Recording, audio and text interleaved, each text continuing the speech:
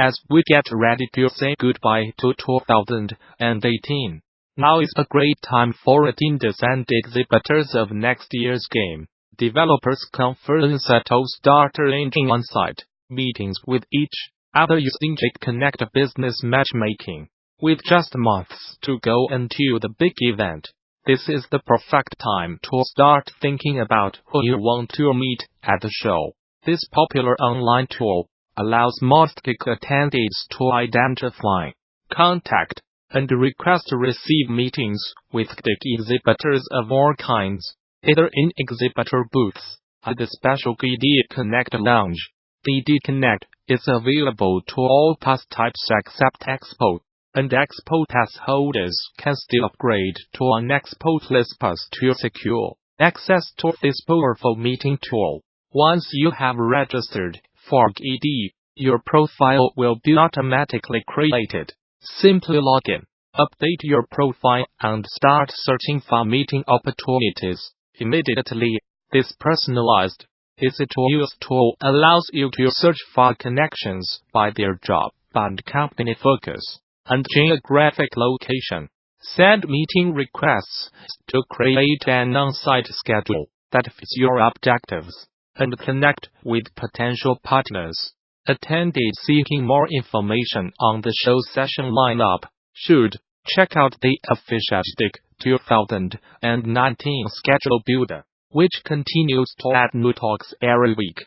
Bring your team to GD, register a group of 10 or more and save 10% on conference passes. Learn more.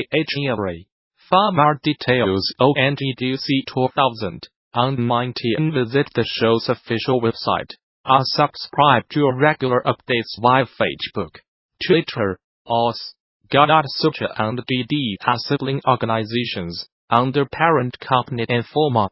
The Gamasutra job board is the most diverse, active and established board of its kind for the video game industry. Here is just one of the many positions being advertised right now. Location: Berlin, Germany. Are you passionate about designing killer mechanics, amazing combat features, and delivering exciting gameplay? And we want to hear from you. Toadman Interactive Berlin is seeking a mid-to senior game designer to join us in defining and building our next hit game for X, PlayStation, and PC. You will be joining a highly talented and diverse team of developers right at the start of our new project. As a key driving force behind game design in the studio, you will be expected to be a creative problem solver, work closely with other departments on the game's gameplay and balancing, and ultimately help drive the project vision from concept to release. This exciting opportunity to work with a close-knit, creative and friendly team is ideal for an experienced designer looking to move into a senior role and join a rapidly growing company. Responsibilities, knowledge, experience. Your application. All application must include a portfolio in the form of a website, PDF, or video. Interested? Apply now. Whether you are just starting out, looking for something new, or just seeing what's out there, the Gamasutra job board is the place where game developers move ahead in their careers. Gamasutra's job board is the most diverse, most active, and most established board of its kind in the video game industry, serving companies of all sizes, from indie to AAA. Looking for a new job? Get started here. Are you a recruiter looking for talent? Post jobs here. Burnout. It's an imprecise term for a very specific, endemic problem in game development. One often, but not always, caused by the industry's proclivity for crunch. Being a game developer is often an exercise in endurance, working on a creative project for years on end. There is a constant pressure to push harder to see the thing through, a sense that the task is endless, but that more work might just get it done quicker. Financial, social, and cultural reasons make developers throw themselves into it, feeling guilty if or lazy, are afraid of what will happen if it does not get done quicker. Those pressures can and will wear a developer down, slowly crushing them without them even knowing it until it is far too late. Burnout is an extremely serious issue for game developers as they work themselves ever harder to see their passion projects brought to life, all through buckling down to get that huge game released on time. It is an insidious thing that devours minds and bodies with overwork, breaking the wonderful, creative people who want to bring their incredible visions to the world. Whenever you care about someone or something more than yourself, your risk of burnout takes a big leap forward, says Jonathan Holmes, licensed independent clinical social worker.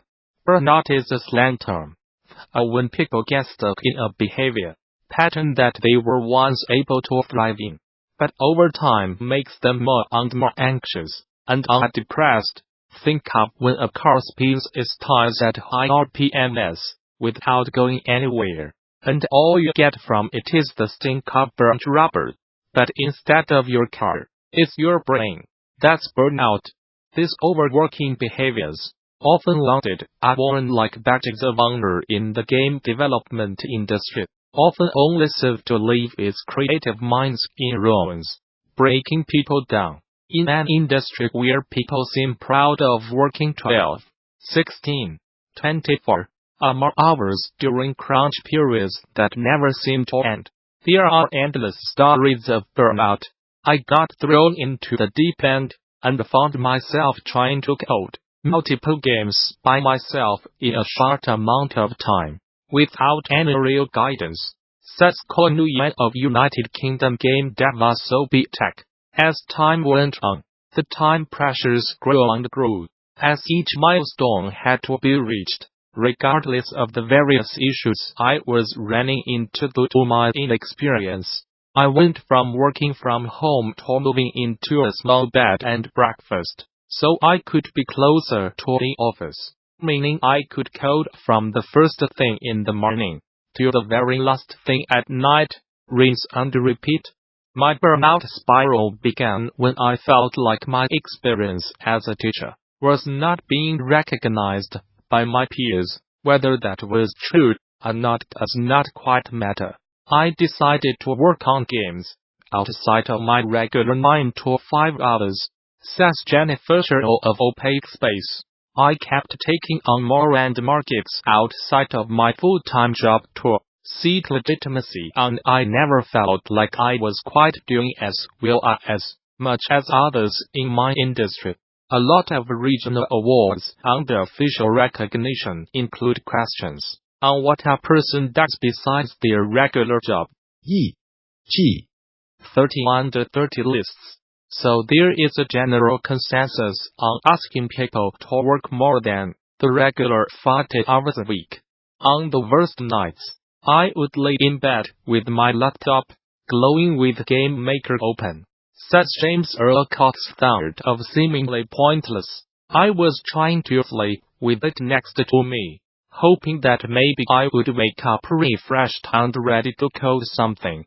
But it mostly existed as a reminder that I was not making anything anymore. There was an overwhelming one of guilt. I did fall asleep in a panic and wake up the same way, one day closer to whatever trivial deadline I was currently dreading. These stories can be the end of a game, though, the last straw for a project, and for the person behind it. As an industry, how can we identify warning signs in our own behaviors? How can we sense burnout coming before it hits? And what can we do about it when it's here? Most importantly, how can we stop it from happening to begin with?